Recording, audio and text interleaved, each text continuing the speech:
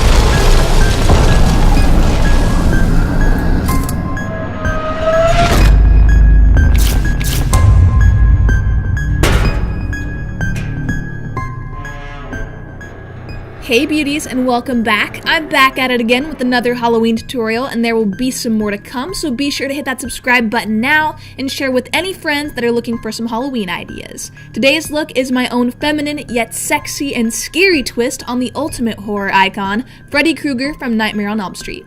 This classic slasher film from 1984 is known by many as one of the scariest movies of all time. So a short background on Freddy: if you don't know who he is, he haunts the nightmares of the teenagers that live on Elm Street. And during this movie, the main character Nancy struggles in finding the boundaries between her nightmares and reality. And here in these clips are some of the most iconic scenes from Nightmare on Elm Street that happen to be my absolute favorites. So we know Freddy is the ultimate nightmare, and to be honest, they don't make horror movie villains quite like him anymore. But today I'm going to show you my own take on what I call Glam Freddy. So if you would like to get my Glam Freddy look, then please continue on watching.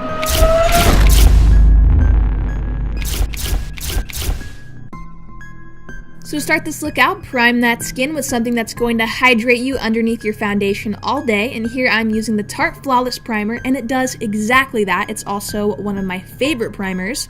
And for foundation today, I'm using something full coverage and matte, and this is the Clinique Beyond Perfecting Foundation. This is something I would want to wear to a Halloween party because it has super long wear, and for those of you who are oily or combo skin, this will keep you super matte all day or all night.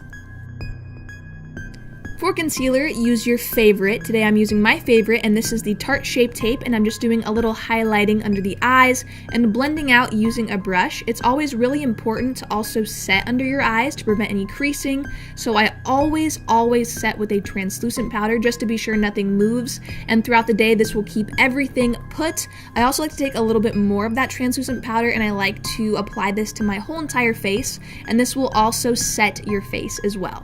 For brows, I'm going to fill them in using a pencil, and I'm using the Benefit Cosmetics Precisely My Brow Pencil in shade 4, which is the perfect color match for my brows. I'm filling them in towards the tail end and then using the spoolie to blend the product through my brow hairs, and then I like to take the pencil to create hair-like strokes at the front of the brow, but I do not brush the front with a spoolie. I just use it for the tail end, just for a little bit more blending. This pencil is so perfect for a really natural yet defined brow look, which is what I'm going for today. I like to go in with some concealer just to clean up the brows because sometimes when combing with a spoolie, the brow product can get onto the skin, so concealer really helps clean that up. And lastly, I'm using a clear brow gel just to hold the hairs in place, and I'm going for a naturally bushy brow look today, so I'm combing the hairs straight up and feathering them out.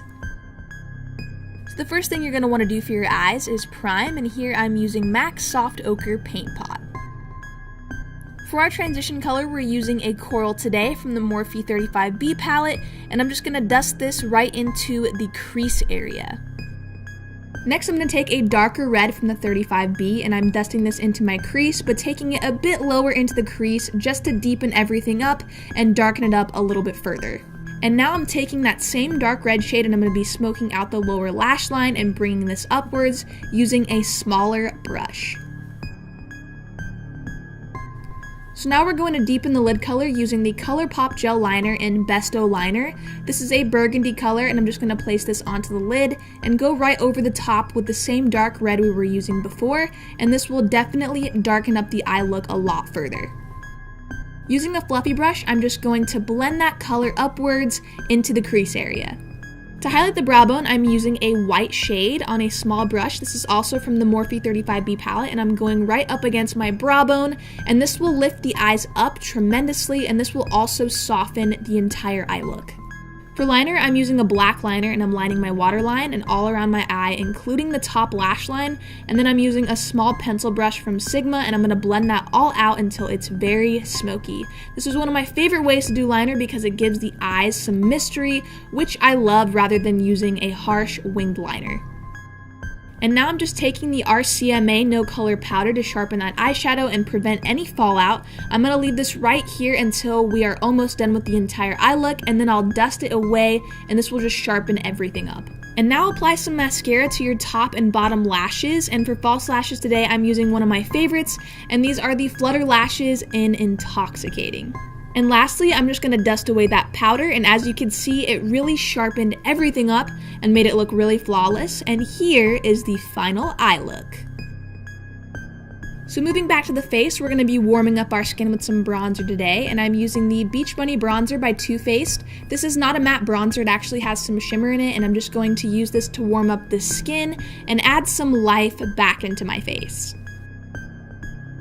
I really wanted a sharp look today, so I'm taking the RCMA No Color Powder again, and I'm going to apply this right underneath the bronzer. I'm just going to let this sit here while I finish some more of the face makeup, and when we are almost done, I'll dust it away and it will just sharpen everything up and make it look really put together. This is just like what we did with the eyes.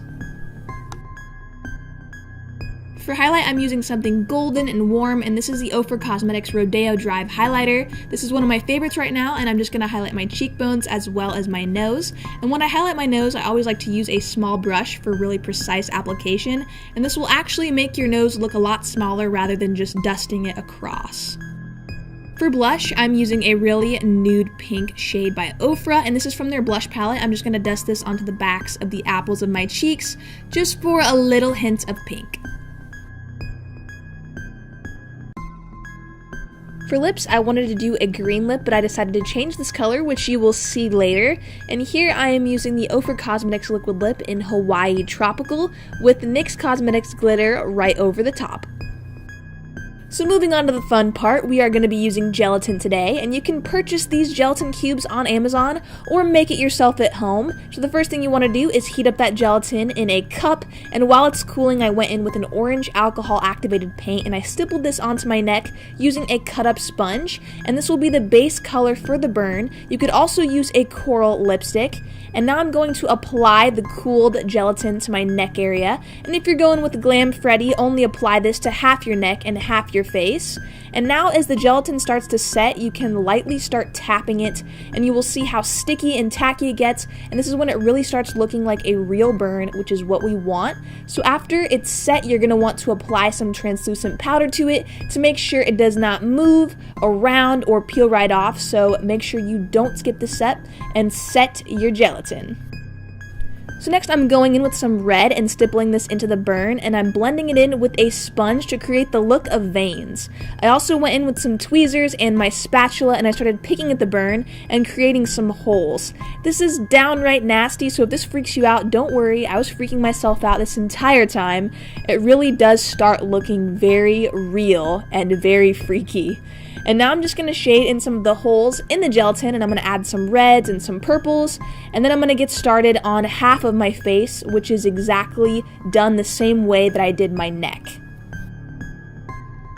One sign that will really help knowing when the gelatin is starting to set is when it starts to get white.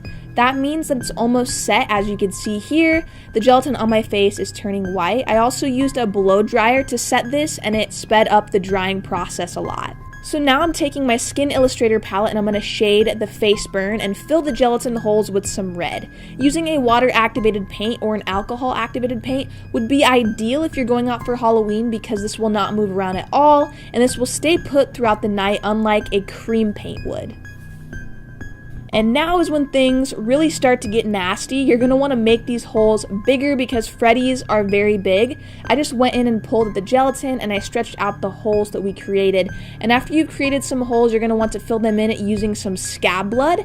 And this can be purchased at the Spirit of Halloween. It did not move around. It was very thick and it dried really well too. This was getting so much fun that my mom actually had to jump in and turn all SFX on me, and she actually helped me out with adding some of the scab blood into my face and also my neck. So here's where I changed out my lip color to Jeffree Star's liquid lipstick in Dirty Money, and this is the perfect green for the costume because it's very muted, and it just went really well. This is also such a beautiful, unique shade. I'm so obsessed with this color, and for the contacts, I really wanted something green, so I popped in some SFX Halloween contacts, and I knew for the hair I wanted to wear something gray like Nancy's hair in the movie, so I went with my favorite gray wig, and I really love how it just completed this entire look. I made my choker out of a pair of socks from the Spirit of Halloween, and just so you guys know, my whole costume is from there as well.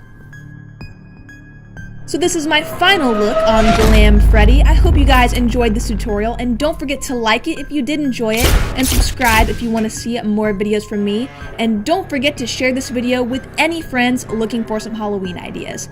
Thank you all for watching today, and I will see you all in my next tutorial.